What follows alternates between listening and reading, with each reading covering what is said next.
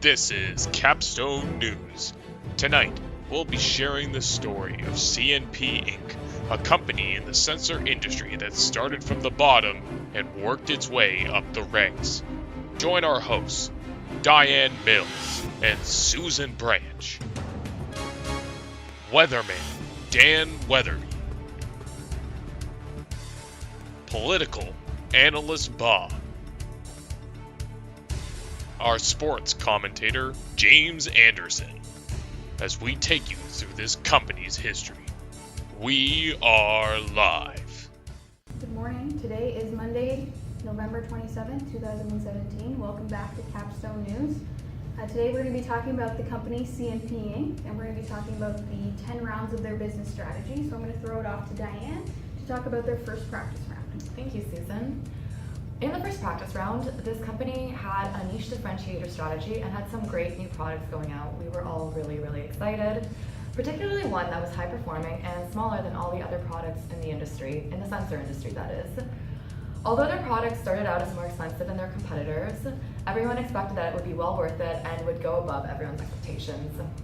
Didn't you think so? I did. However, in their second round, their second practice round, they thought they had invested a lot in production, but they actually didn't. They were also very poorly financed, but at the same time, the company was very optimistic about their future. So they expected a lot of big things coming for them. Well, hopefully they can sort out their finances, and as long as they continue to increase capacity and introduce new, better products in the market, they should be fine. Now let's talk to Dan Weatherby about what the climate in the industry looks like. Good day, folks. Practice? We're talking about practice? Nah, let's look at the weather. Here in CapStone Weather, it's all about CNP, folks. CNP's making its way from the south with some big R&D investments. It's increasing in performance. It's decreasing in size. But stay clear, folks. The smaller the size, the more dangerous it gets. East Coast, you think you're safe? Nah. Think again. CNP's hitting the East with some huge new products. That means Baldwin. That means Chester, Erie, Digby, Ferris. You guys are in for a bumpy ride. Stay clear and look out for destruction. Over to you, Bob. Bob here. Let's talk about rumors going on for business in round 2. So there's some intel going on that CNP's new low-end product, A-Low, will be expected to be available later on in this round. Alongside this, there are rumors of a new traditional product called A-Trad, and it's expected to be in development right now. CNP has been making a price drop of over 50 cents for all their products this round and is expected to carry over for the following rounds to come. CNP is off to a good start. Trump has delivered important advice to them regarding their financing, and we've got a clip of it here. It has not been easy for me. And, you know, I started off in Brooklyn. My father gave me a small loan of $1 million. Thanks for the advice, Trump. By the way, CNP stock has dropped. Let's bring it over to James Anderson. Thanks for passing it off to me, Bob. All right, so let's talk about the real deal here. We're talking sports of this industry, right? We got CNP, we got B, we got C, we got D, E, F, we got the whole alphabet here. But let's talk about the real deal right here, which is the first 2 rounds. You know, CNP, they're doing all right. They're tying the industry. Yeah, they're running a little bit of a net income loss, mainly because they want to do their investments. But this is the big game changer right here. The game changer, round 3. We take our first L. CNP takes their first L. Why? TQM. We're investing way too much. I mean, we're investing in general, but TQM, we're hoping we're going to get that demand. They're hoping they're going to get that quicker R&D.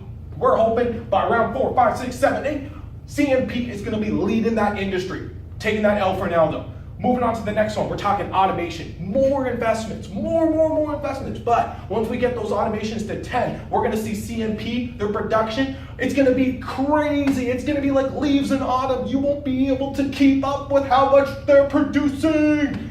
Now, let's talk about the final thing. Again, we're talking size. How can you be a winning team if you don't have size?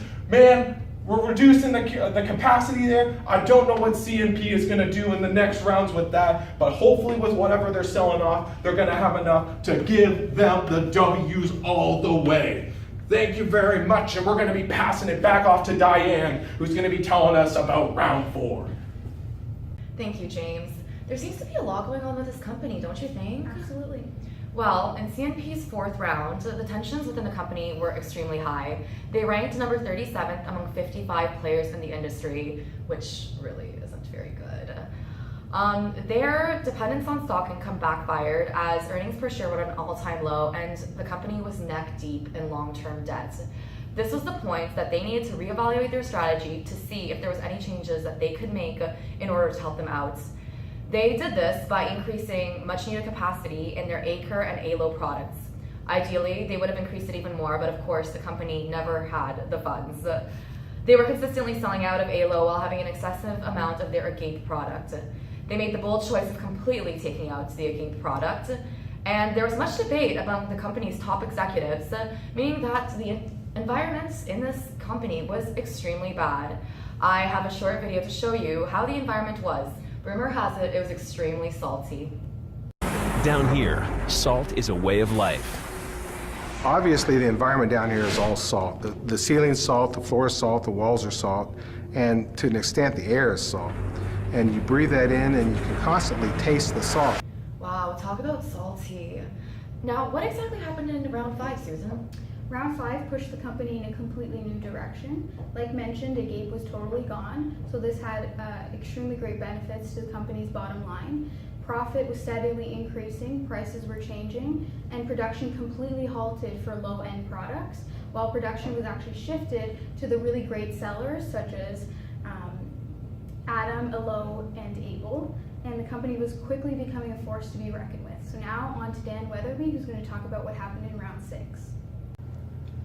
Folks, unfortunately, as your best weatherman Dan Weatherby predicted, we saw some big destruction on the East Coast, ladies and gentlemen. CNP started off as a minor threat. Everyone said it was going to be okay, but I knew it was storing a lot of energy. As we saw, it quickly took down Ferris and Digby with some huge stock price changes.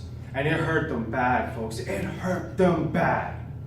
Then CNP completed automation and it headed straight for Baldwin. Hurling towards them with some very favorable labor negotiations. It wasn't looking good at all, folks. It capped its productions and slammed into Erie and just took down their infrastructure. At this point, Chester had no choice but just to sit there and watch as CNP takes major market share. Told you, folks. Over to you, Bob. Bob here again, and things are actually looking Nice. for CNP in round 7. There's no other way to put it. I don't understand how a company that started off as low as CNP could go from rank 40 to 16 from round 4 to 7. The entirety of CNP's products are once again capped in productions, and the company says they will be pushing for their biggest expansion in capacity it's ever done, with a high emphasis on storage for low-end products. The company has announced that they will be pushing for retiring a majority of their debts alongside issuing dividends. Stocks are over $100, by the way, and I should have invested into those stocks.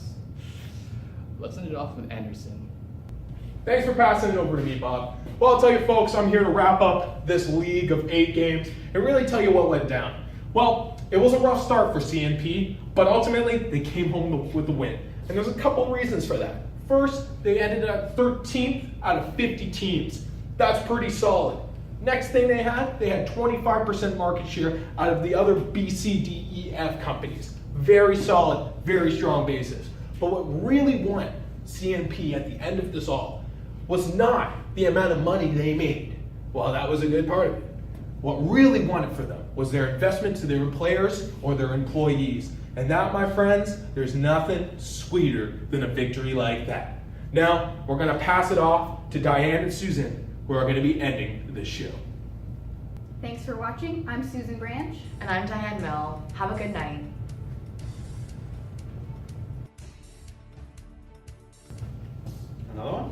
Like, I can. And now let's just do a silent pose. Okay.